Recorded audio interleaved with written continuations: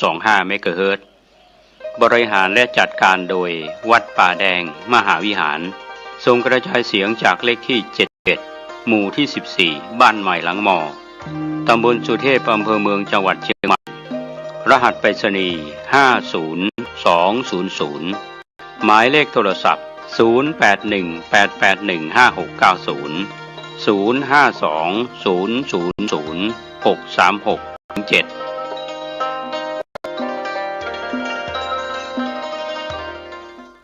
โยมท่านพุทธศาสนิกชนท่านผู้ฟังทั้งหลายทุกท่านทุกคนมาพบมาปะกันอีกเช่นเคยในรายการปกิณกะแห่งธรรมะเป็นประจำทุกวันในเวลาเดียวกันนี้และก็ทางสถานีวิทยุแห่งนี้อาตมาภาพตุเจ้าวัดหนองตองหังดงจังหวัดเชียงใหม่นำรายการนี้พบปะกับญาติกับโยมและทำสิ่งที่เป็นมงคลต่อชีวิตคือไหว้พระสวดมนต์พระคาถาต่างๆเอาละต่อไปนี้ตั้งอกตั้งใจบูชาพระรัตนตรัยว่าพร้อมกันไปนึกก็ออกไม่ออกอะระหังสัมมาสัมพุทโธภควาพระผู้มีพระภาคเจ้าเป็นพระอรหันต์ดับเพลิงกิเลสเพลิงทุกข์สิ้นเชิงตรัสรู้ชอบได้โดยพระองค์เองพุทธังภควันตังอภิวาเทมิข้าพเจ้าอภิวาทพระผู้มีพระภาคเจ้าผู้รู้ผู้ตื่นผู้เบิกบานกราบพระพุทธสวากขาโตภควตาธัมโมพระธรรมเป็นธรรมที่พระผู้มีพระภาคเจ้าตรัสไว้ดีแล้วธัมมังนัมมัสสามิข้าพเจ้านมัสการพระธรรมกราบพระธรรมสุปฏิปันโนภควโตสาวกสังโฆพระสงฆ์สาวกของพระผู้มีพระภาคเจ้าปฏิบัติดีแล้วสังฆังนัมมามิข้าพเจ้านอบน้อมพระสงฆ์กราบพระสงฆ์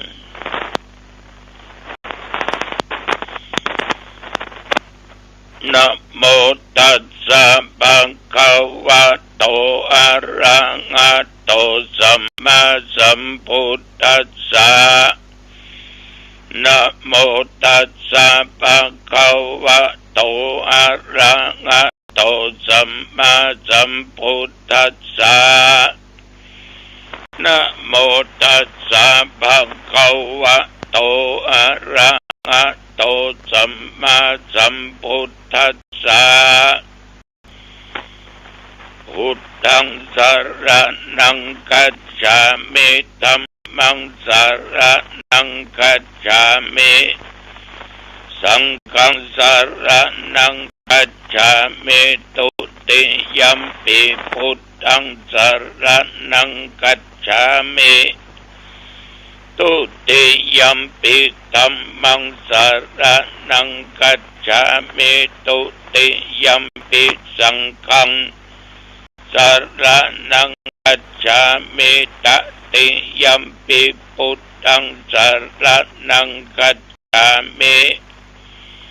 ตติยัมปิธัมมังสรณังคัจฉามิตติยัมปิสังฆังสรณังคัจฉามิ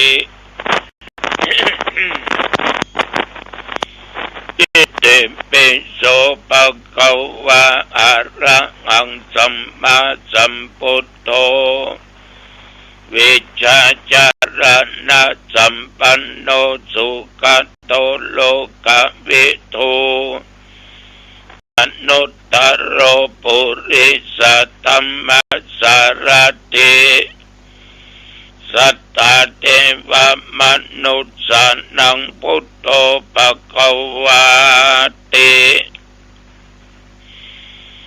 ยันตุนิมิตตังอวะมังคะลัญญาโยจะมะนะโปสะโกนัสสะสัตโตปะปะกะโอโตสุปินังอะกันตังพุทธานุภาเวนะวินาสเมนตุสวากขาโตภะคะวะตาธัมโมสันติติโกอากาลิโกเอหิปัสสิโกโอปะนะยิโกปัจจตังเวทิตาโอวินยูหิติยันตุนิมิตตังอวะมังคะลัญญาโยจะมานะโปสะโกนัสสะสัตโตปะปะกะโอโตสุปินังอะกันตังธัมมานุภาเวนะวินาสเมนตุสุปฏิปันโนภะคะวะโตสาวกสังโฆอุจุปฏิปันโนภะคะวะโตสาวกสังโฆยายาปฏิปันโนภะคะวะโตสาวกสังโฆสามิจิปฏิปันโนภะคะวะโตสาวกสังโฆยะติตังจัตตาลิปุริสยุคานิอัตตปุริสัพพุคลาเอสะภะคะวะโตสาวกสังโฆอาหุนายโยปาหุนายโยทักขินายโยอัญชลิกรณิโยอนุตตลังปุญญเกตังโลกัสสาติยันตุนิมิตตังอวะมังคะลัญญาโยจะมานะโปสะโกนัสสะสัตโตปะปะกะโอโตสุปินังอะกันตังสังฆานุภาเวนะวินาสเมนตุสักกัตตัวพุทธรัตนังโอสัตตังอุตตมังวะลังอิตังเทวมนุษย์สานังพุทธเตเจนะโสตินานัสสันตุปัตตวะสัพเพทุกขาวุปัสสะเมนตุเตสักกัตตัวธัมมรัตนังโอสัตตังอุตตมังวะลังปะเลลาอุปัสสะมานังธัมมเตเจนะโสตินานัสสันตุปัตตวะสัพเพปะยาวุปัสสะเมนตุเตสักกัตตัวสังฆรัตนังโอสัตตังอุตตมังวะลังอาอุนายังปะอุนายังสังฆเตเจนะโสตินานัสสันตุปัตตวะสัพเพโรกาวุปัสสะเมนตุเตนัตติเมสรณังอัญญังพุทโธเมสรณังวะรังเอเตนะสัจจวัจเจนะโหตุเตชะยะมังคะลัง นัตถิเมสรณังอัญญังธัมโมเมสรณังวรังเอเตนะสัจจวัชเชนะโหตุเตชะยะมังคลังนัตถิเมสรณังอัญญังสังโฆเมสรณังวรังเอเตนะสัจจวัชเชนะโหตุเตชะยะมังคลังอติอุณัสสะวิจัยโยธัมโมโลเกอนุตตโรสัพพสัตตะเอตัตตยะตังตวงกันอาเอเตวะเต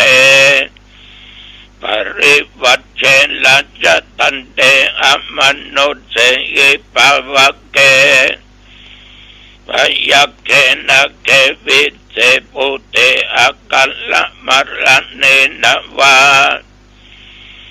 สัพพัสสะมะมะระนะมุตโตตะเปตัวกัลละมะริตังตัสเสวะอนุภาเวนะโหตุเตโวสุขิสัทธา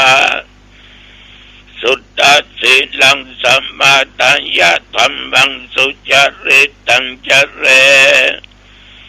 ตัสเสวะอนุภาเวนะโหตุเตโวสุขิสัทธาลิขิตังเจนดิตังโพจังทารนังวัจนังครุงภัลเลสังเดสนังสุตวตัสสะอายุปวัตติติภวัตุสัพพะมังคลังรักขันตุสัพเทวตาสัพพะพุทธานุภาเวนะสัตตาโสติภวันตุเตภวัตุสัพพะมังคลังรักขันตุสัพเทวตาสัพพะธัมมานุภาเวนะสัตตาโสติภวันตุเตภวัตุสัพพะมังคลังรักขันตุสัพพเทวตาสัพพะสังฆานุภาเวนะสัตตาโสติภวันตุเต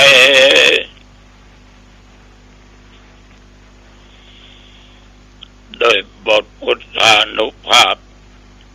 ธรรมานุภาพสังฆานุภาพบทสาธยายมนต์อันศักดิ์สิทธิ์ยันตุนิมิตตังนัตติเมสักกัตตัวอติอุณัสสวิจัยแม้นว่าตนข้าพเจ้าและญาติโยมหญิงชายทุกท่านได้ตะลงโรคภัยไข้เจ็บโลกาเปียทิอันร้ายอันแรงนอกกายในกายกินยาบ่หายหมอยาบ่หายขอพุทธานุภาพธรรมานุภาพสังฆานุภาพบทสาธยายบนต่างๆเหล่านี้จงมากำจัดโรคภัยไข้เจ็บต่างๆอันตรธานสวงหาย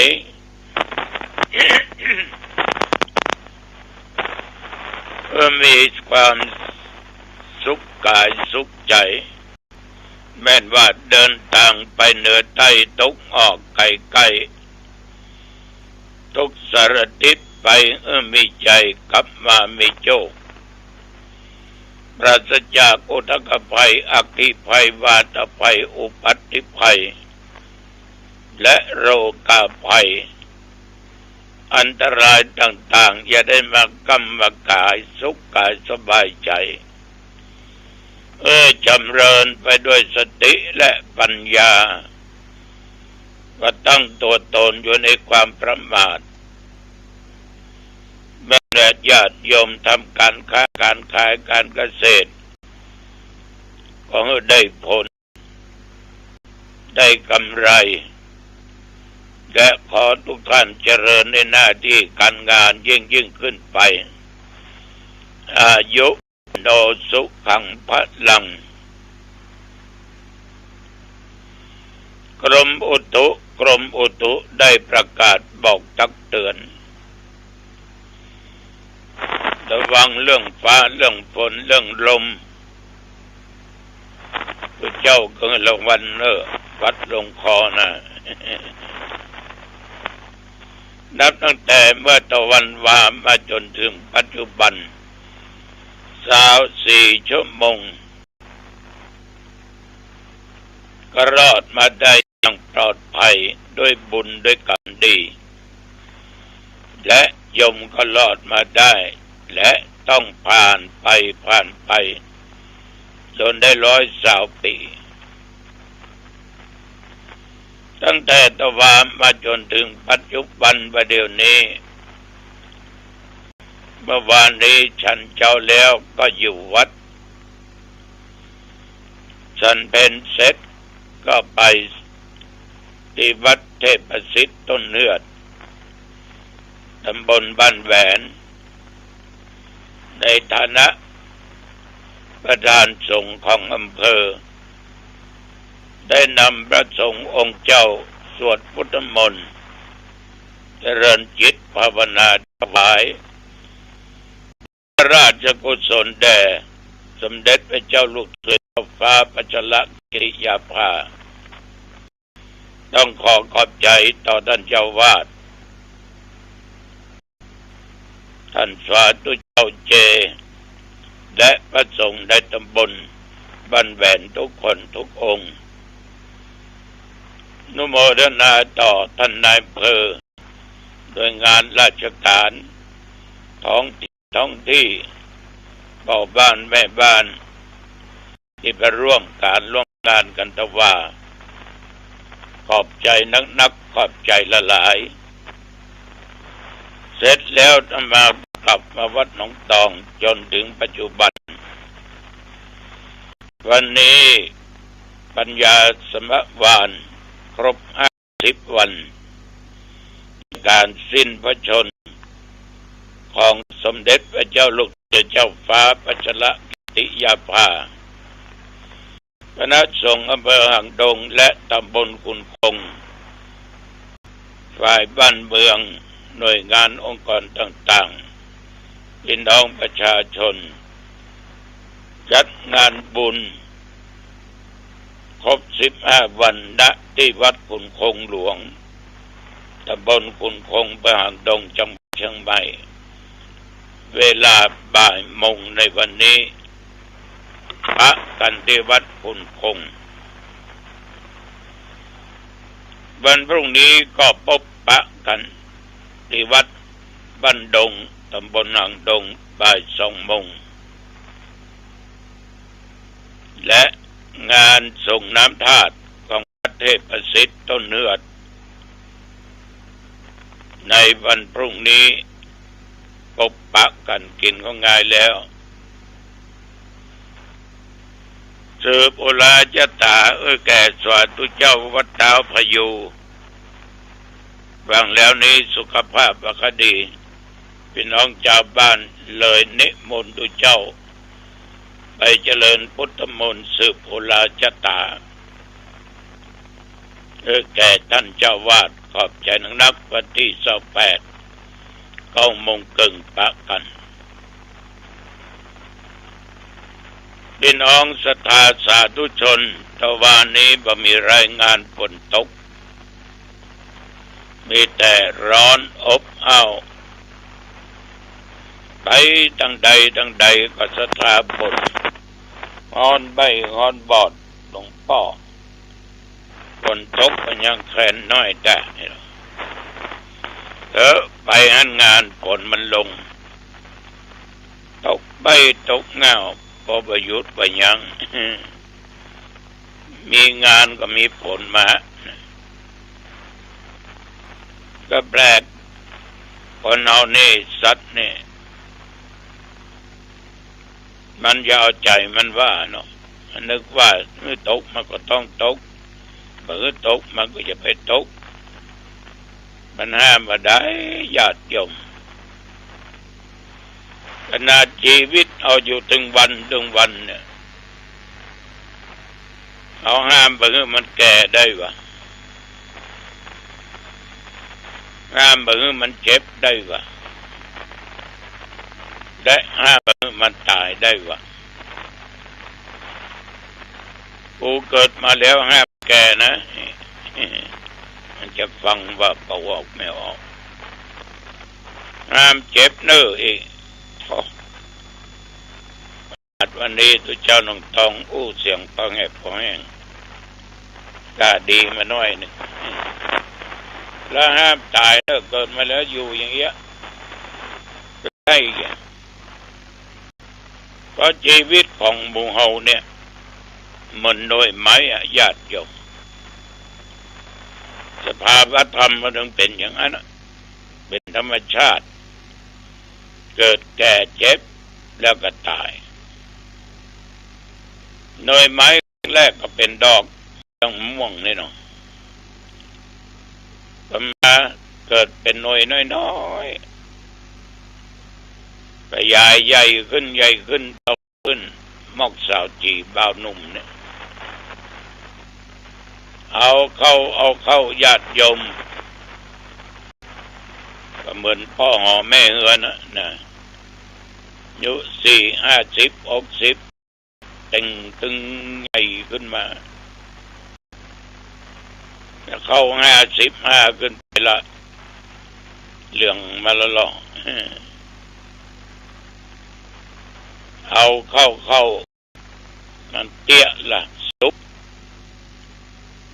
ถ้าไปเก็บไปเด็ดมันมามันก็ล่วงบางทีก็โดนนกซับเกิดอุบัติเหตุเดือกแขนห้อยต้องแต่งบางทีก็ควรเบาะหล่นไปเนี่ยขนาดบะม่วงนะเกิดเบื้องต้นแปรปรวนท่ามกลางในที่สุดต้องร่วงต้องแตกสลายไปในที่สุดชีวิตของคนเราก็เช่นเดียวกันญาติโยม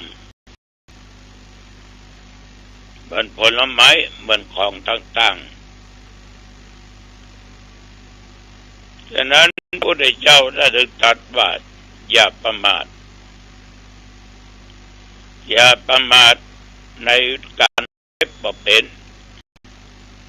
ถ้านิ่มตายง่ายเด้อเป็นอย่างสักเรื่องตั้งแต่เกิดมาบอกเข้าองค์ยานี่นอกจากเมื่อยหายพอดีก็กินยาแก้ปวดตัวเก่าลงว่าไปเจ็บว่าเป็นนี่ประมาทลงในวัยของตัวเองลงในสุขภาพว่าตัวเองมีสุขภาพแข็งแรงเที่ยวได้มาไหนได้กินได้สบายมากเอาอกบะตอนนี้เหรอในที่สุดมาเพิ่นมาบอกไอ้นั้นตายแล้วหรอโหเป็นยังตายแล้วเจ้ายังตบอกเปียกกันอยู่เส้นประสาทเส้นเลือดแตกหัวใจวายเป็นลมตายหมดสติไปซื่อๆเอ้ยวันหน้าตายได้ความตายของคนเนี่ยการมรณะกาละมรณะตายหมดอายุไขตายเพราะความแก่ตายเพราะหมดอายุในการมรณะ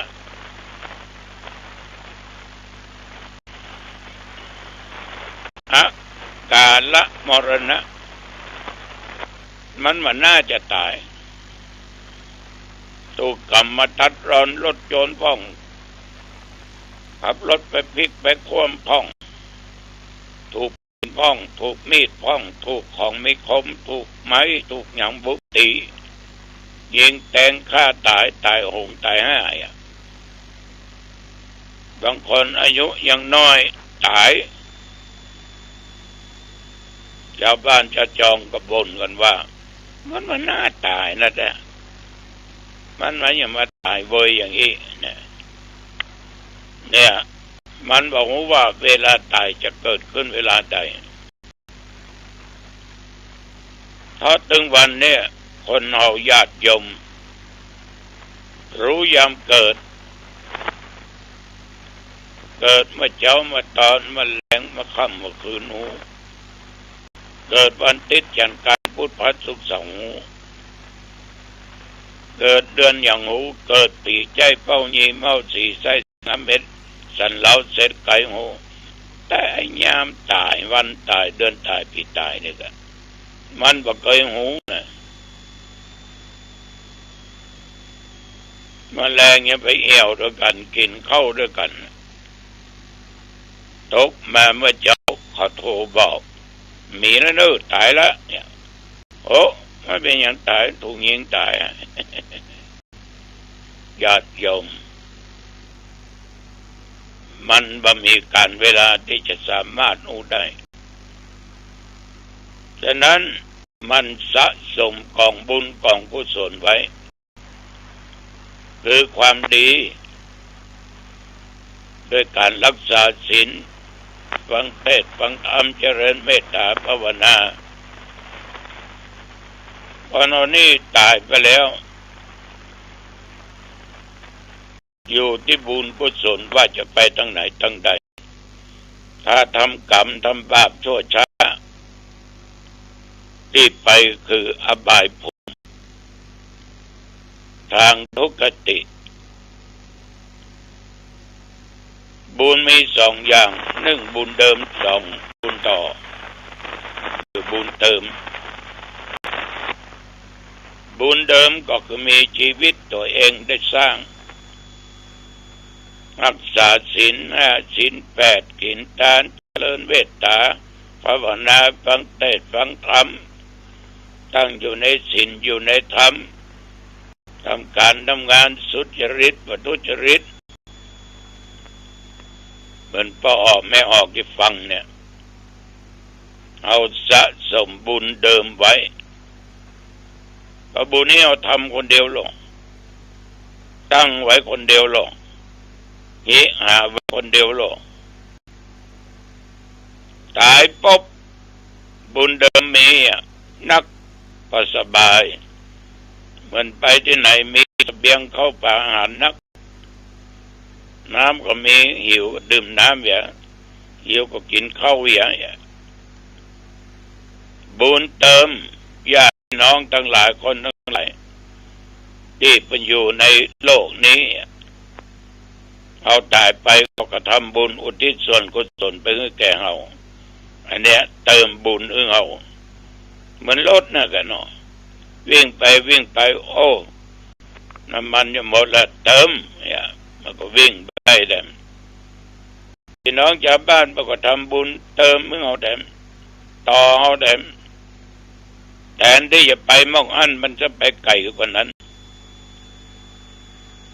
แทนที่จะเกิดเป็นโลกมนุษย์กลับไปเกิดเป็นเทพบุตรเทวดาชั้นนั้นชั้นนี้ตั้งแต่จาตุมาราชิกาไปถึงพระนิมิตสวัสดีญาติโยมอันนี้คือบุญต่อบุญตั้งแล้วมาบุญต่อฉะนั้นในชีวิตอย่าได้ประมาทสร้างแต่บุญกุศลไว้เนอะฝากกับญาติกับโยมเอาละ สวัสดีครับท่านผู้ฟังที่เคารพทางสายเอกดำเนินรายการโดยพระประชานาถมุนี